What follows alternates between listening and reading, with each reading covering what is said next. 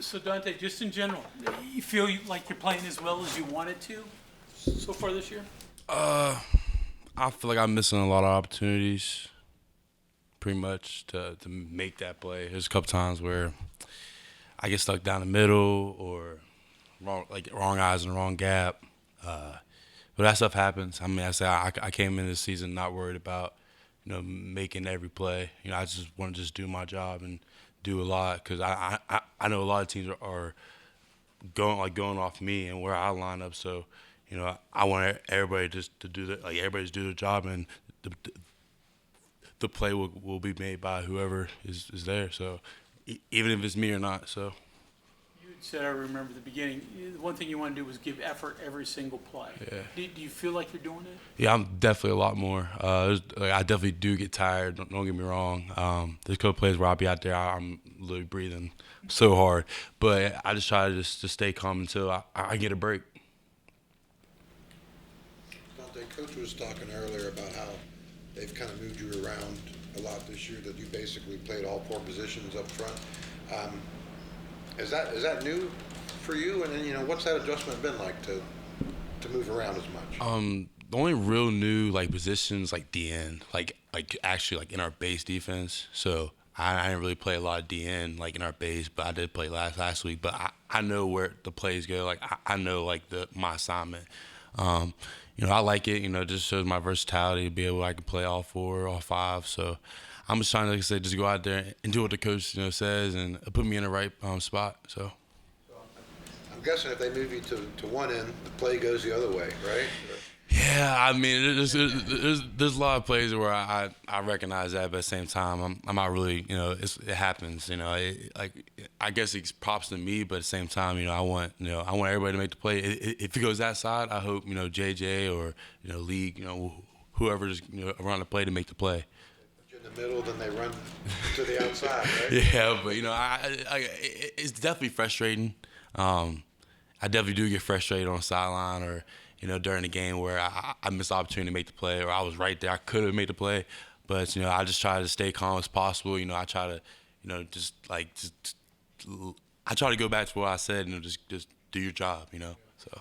How much can you pursue when they do run the other way? Because you obviously have to protect your area as well.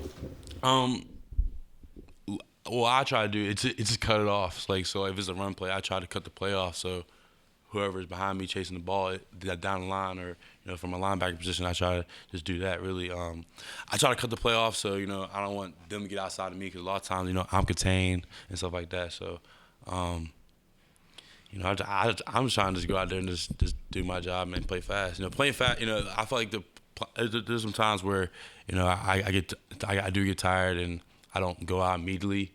I do sometimes don't get the effort I needed to, but I still try to do the best I can. Is that what happened to you when you got some friendly fire there and got hit there when you were trying to pursue? Your guy hit you and you got shook up. Oh yeah, that hurt. I ain't gonna lie. I literally thought my whole chest was caving in. But you didn't even feel it. You didn't even see him, right? Well, I seen him, but I just didn't expect him to go down. I thought I was gonna just touching whatever, but yeah, it definitely hurt. But I mean, I'm fine, so I'm cool. So many years into this now, and talking about how you get moved one way and the team goes the other way, but your goals are clearly in mind beyond college. Do you evaluate yourself even harsher now, or even plays that you do make? Do you think to yourself, I made that play, but that play might not be open on Sunday? Yeah, I definitely critique myself a lot, and the coaches, Coach Jackson, Coach Leslie do too, and my brother. He tells me even during the game, we communicate, from sideline, not sideline, but in the stands to the field. There's sometimes I don't know if y'all catch it, but there's sometimes where I might just look up there and might do something or ask them if that was good or how was that. I always want feedback. If anything, if it's a good or bad play, I still want feedback no matter what, just because I just want to learn from my mistake and just try to do better next time. You have maybe more one-on-ones with Coach Leslie? Yeah. I talk to Coach Jackson and Coach Leslie all the time, and it's really how teams are protecting and stuff like that. So I just try to, like I said, I'm just going out there and I'm just doing what the best I can do for the team. That's all. I imagine that it also helps with any frustration of well, what could I do here? Because they're scheming against me and they're going the other way. When I'm put Yeah. here, I'm sure they're telling you, hey, that's not going to be an excuse at the next level. You can Yeah, still make it right, back. exactly. Yeah. I mean, yeah, at next level, that ain't an excuse. I mean, it ain't an excuse now. I'm not trying to make it an excuse. I'm just, like I said, I'm just doing my job. If the play goes the other way, I can't really do anything about that, so. You mentioned taking advice from or conversation with Darius. How during the game, from the stands, signals or Like, what- me and him got our own language, and like we understand each other without even really saying anything. So he might just be like, stay low, or he might be like, that was all right, or like just go, go and stay low. There's certain things that we say to each other, or like, on the sideline, I might come off the field, he might just say like something quick. So, but other than that, after the game, I watch film. We watch film together. So, you watch together? Yeah. Watch together. Yeah. What's it like having your brother support you like that? I mean, it's a. Yeah, I mean, I love it. It's definitely, he's definitely frustrated with what's going on in his career right now.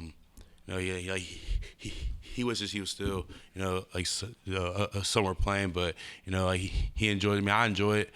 It's someone to talk to when you go home and ask them questions on how you did, and just have someone there to just chat with. If you had a good or bad game, have someone to go home and talk to and get advice from.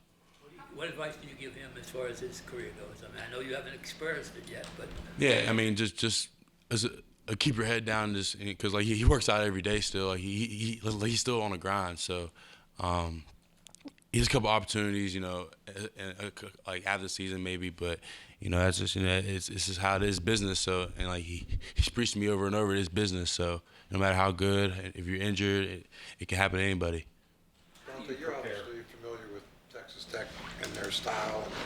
They're the most pass-happy team in the league. So,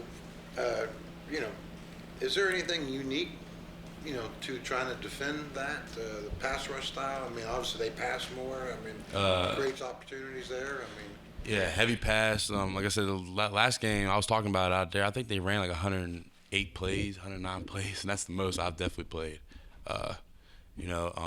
So with them, it's really just getting down lined up because like they're very high tempo. So I was watching Oklahoma State on TV, the Oklahoma State game on TV, and I saw like they were like it was like 20 seconds from the snap of the ball to the next play.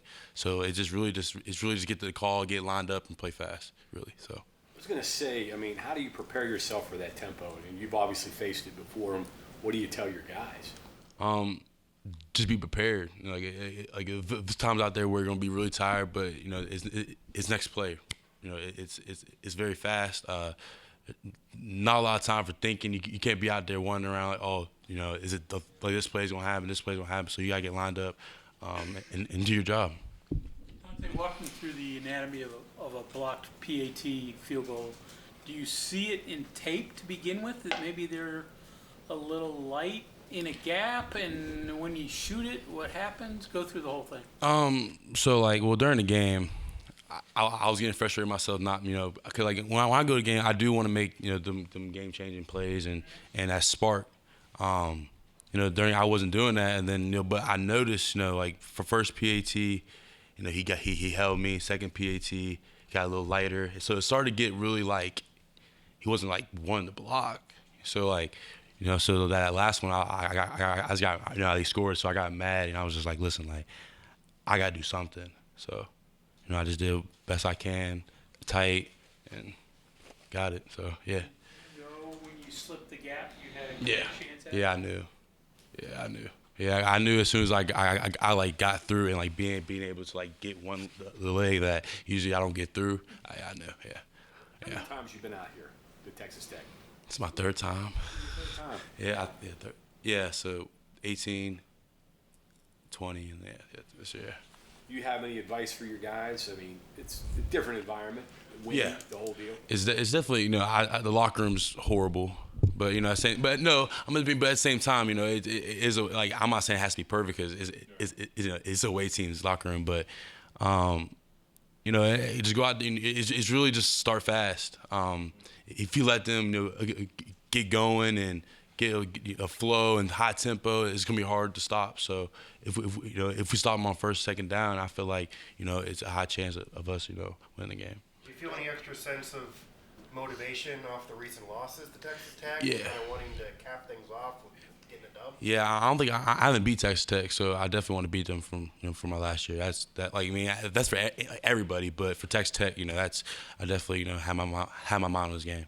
Dante, do you feel like you're being double teamed more this year? And then, is there an art to handling a double team? Because 2-on-1, I mean, in real life, that's not a fair fight. Yeah, there's a lot of ways. There's if it's during the run, you gotta beat the guy in front of you first, and you can't worry about the second guy.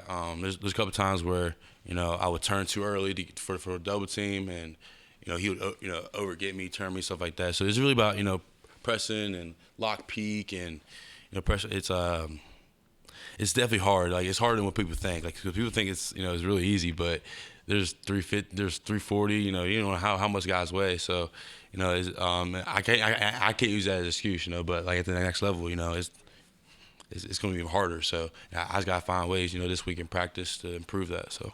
Are you being double teamed more this year? Do you feel? Or? Yeah, but I can't. Like I said, I can't worry about that. I just got to try to just do my job and play as fast as possible. You were pretty active at the end of the game. How much that has to do with just the momentum for you or for the defense from the block PAT? I feel like like at first I didn't realize like what was going on when I blocked it, because I was just like, oh crap, where's the ball? But once we scored and I realized like I feel like, and I saw our bench, I feel like we were very like up again. 'Cause after they scored, I feel like everybody was just like, oh dang. But like after that, I wanted to make a play in the situation, so I just I did the best of my ability, and then it happened. Did it help you the rest of the way? Yeah, because I knew like at that point, like, because I feel like once I make a play, my own, I feel that I get that energy in myself that I feel like I can go out there and just and run around. So. Thank you, Dante. Sure.